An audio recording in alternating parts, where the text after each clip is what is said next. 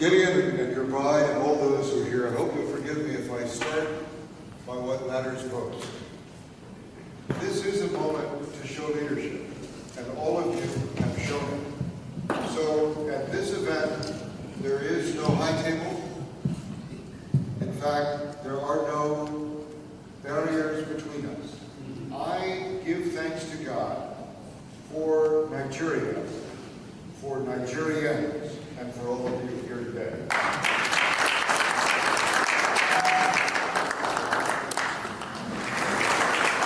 This is a nation that has more than 500 languages. It has people who are as diverse as any other place on the face of the earth. In fact, as you can see from the hand I just shook, it has people who come from every place on earth. What God has joined together in Nigeria, let no woman or man tear asunder.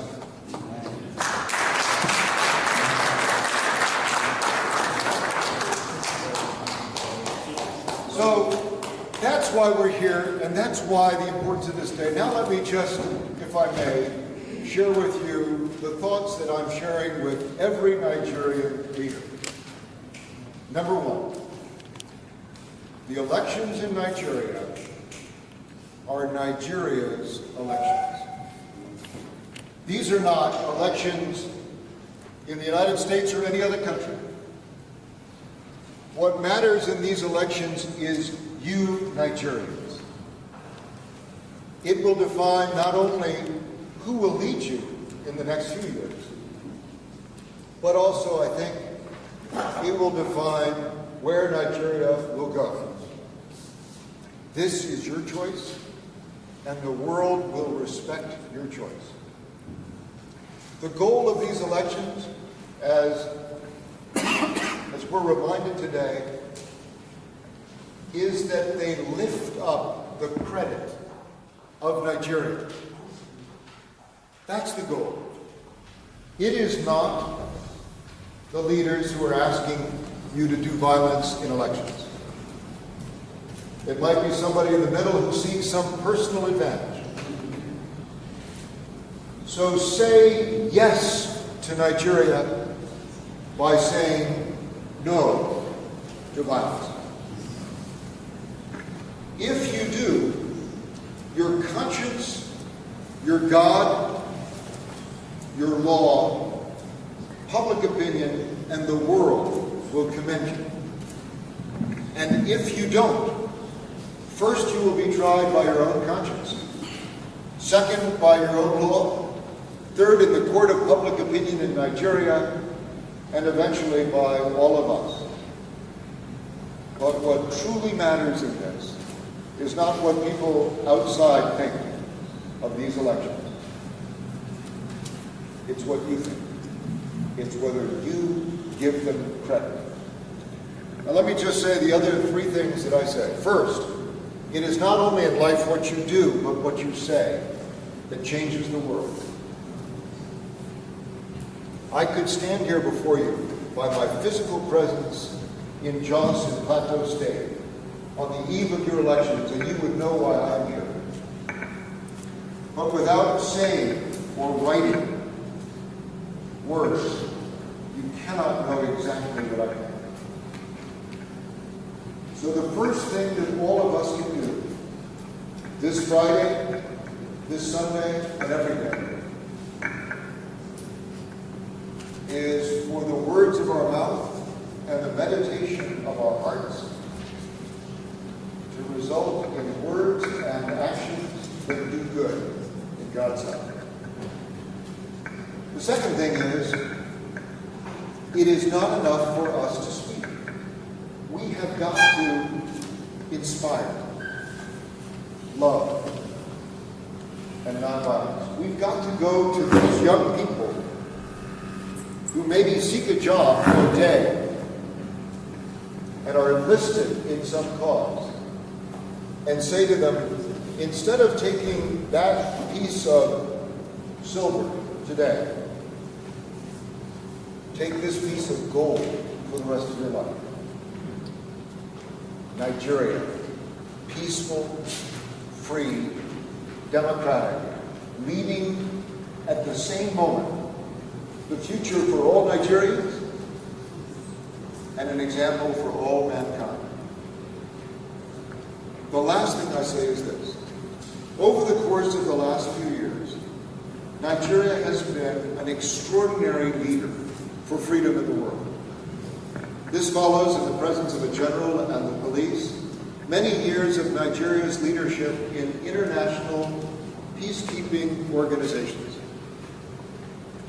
Nigeria has led in recent years because of the credibility of the 2015 election. When others sought to go another way, Nigeria has said, no, follow us. This has been precious in the world. This has been precious in West Africa. This has been precious in Africa. This has been not the shot heard around the world, but the star seen around the world. This has been you. Now, I stand in a place that God made a plateau, a flat place at high elevation. Nobody knows how to grow things better than the farmers and those livestock men of this plateau. Great milk, great fruit, great vegetables, great grain, great human beings. Plateau is itself a place where people come together from all parts of Nigeria and always have. It's a place, it has been a place of peace and of reflection. Nigeria as a whole will be that place with the leadership of Nigeria, and the entire world will be the better for it. I am filled with joy every single day in Nigeria. What I tell my friends outside is that I love Nigeria because the quality of the Nigerian people, your energy, your souls, your inspiration, are fully equal to your challenges. It's almost as if God blessed Nigeria so much and then challenged her so much because he was saying, okay, now, what will you do with your blessing? Over the course of these next few days, you have a chance, not just to vote on the 16th and again on the 7th, but to open the door to the future of all Nigerians and all mankind, to a better time, thanks to your leadership and that of every citizen of Nigeria.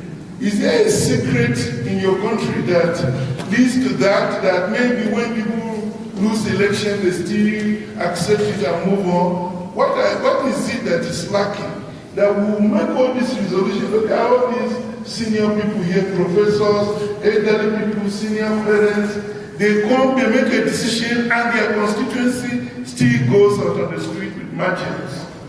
That's the worrisome part to me, sir. Okay, Ambassador. Thank you. So, the first question and the last question come together. The first question is, how do we stop the violence? The last question is, how do we accept? The middle question was, when can the program of peacemaking stop? And then I think that the simple answer to the most important question, which is, how do you separate peace and justice, holds the key to answering all those other questions. There is no separation between peace and justice. The absence of violence is not the presence of peace. Because if there is a threat, then you know that peace is going to be disrupted just around the corner. So I think the answer to the question for the man from Southern Plateau, from leader from Southern Kaduna, is this. I think there are three kinds of things that are involved. The first is moral teachings, civic education. Every person should not only know what their privileges are or rights under a country, but they should also know what their obligations are. And these obligations do not start when they pay the first tax or when they vote the first time. These obligations start as young as they are able to act in a way that is lawful and peaceful and kind or not. So for me, part one of the answer to the question, and it's also the answer to the last question, is for citizens to be empowered by the knowledge of their own moral and legal and justice code. Every policeman in the world, and certainly every soldier, knows that there is no lasting security brought to you just by security forces. Security that lasts is only brought when behind every soldier there's a family and a society who stand with that soldier. And behind every policeman there's a community that supports that policeman. So number one is education and values. Number two, and this again goes to the story of how do you move forward when people disagree. First, if you lose an election, I would not always invoke God as saying God gave it to the other guy. Elections are not acts of God. They are absolutely acts of men and women. So I wouldn't either give him the credit or give him the blame for whether you win or lose. And they are certainly not war. But the question, how do you then inspire people? How do you have a program of peace that lasts forever? The answer is peace, P-E-A-C-E, has to be united in every heart with the notion of I have a piece of the future. I have a better peace or fortune in me. And I'll come back to that in a second. So, external peace depends on internal peace. And internal peace depends on having a piece of hope, a piece of bread, a piece of fortune, a piece of justice, a piece of honor. So the second thing I think you can do is what we do in institutions and what you do in your faith, in your community. When somebody like an imam brings hundreds of people from another faith into his protection and saves their lives. Yeah. Or when a minister does the same thing, we should lift them up forever. And every person should know their name and speak it.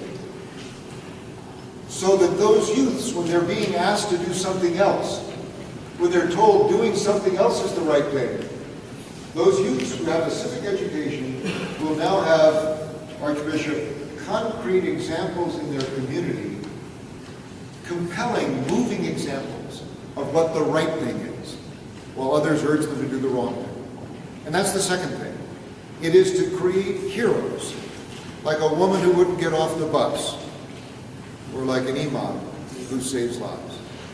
But then there's the third point, and it goes to this broader notion of justice.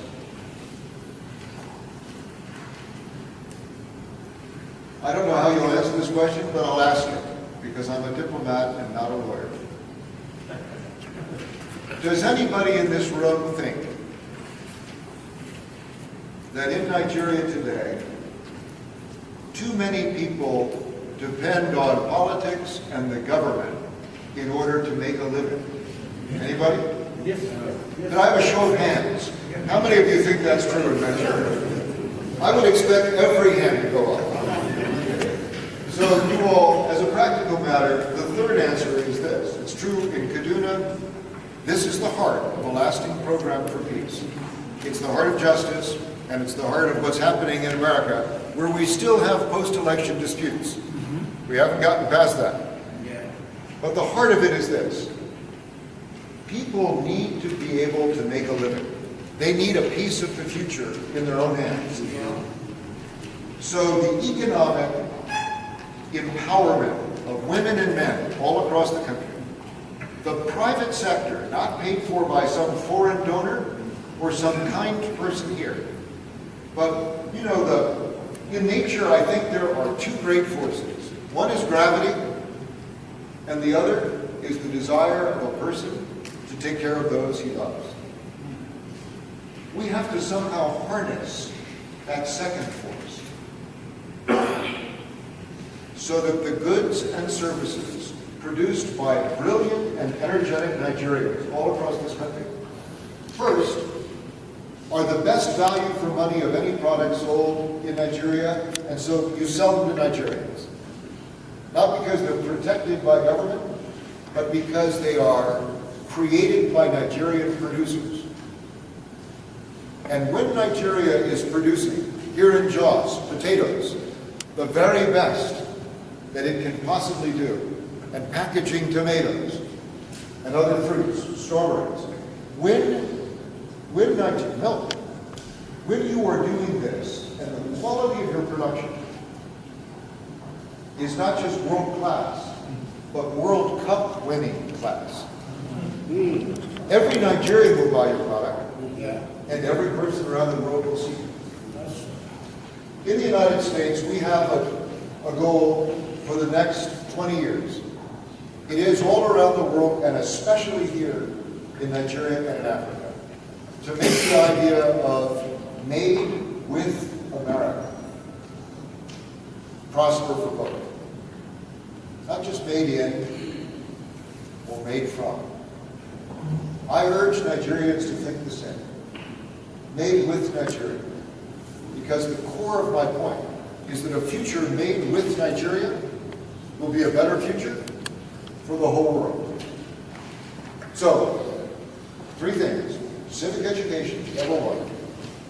Celebrate role models of success with that education, number two. And create just economic opportunities that don't depend on government handouts, government contracts, government elections, but depend on what people can grow and produce themselves. Number three. On justice, make sure that people are allowed to enjoy the lawful benefits of their work. From that great goodness will flow.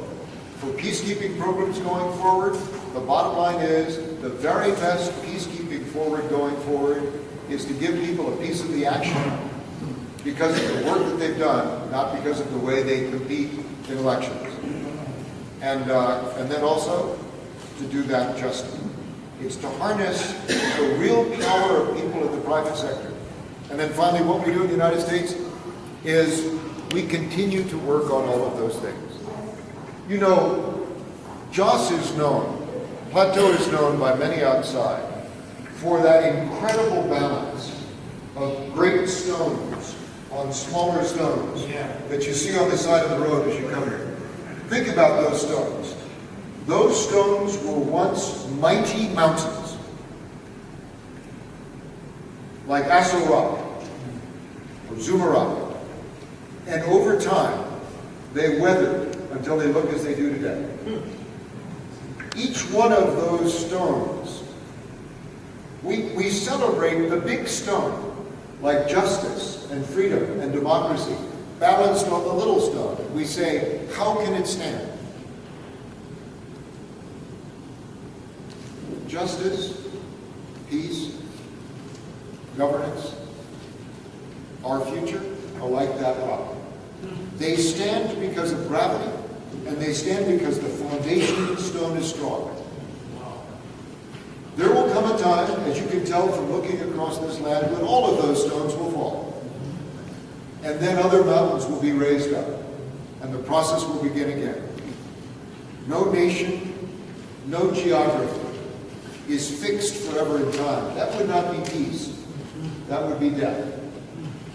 But it requires the work of every hand, in every land, at every moment, to hold up that stone so that it can be seen. The thing that really amazes me about this place, Nigerians, I don't think you know how wonderful you are, or how much you mean for all of us. I'm not sure you do. But all over the world, for all time, people have erected monuments reaching to the sky. They've piled stones on top of stones, as if to point the way. Here, the stones are already there. God set them there. It's up to you to keep them.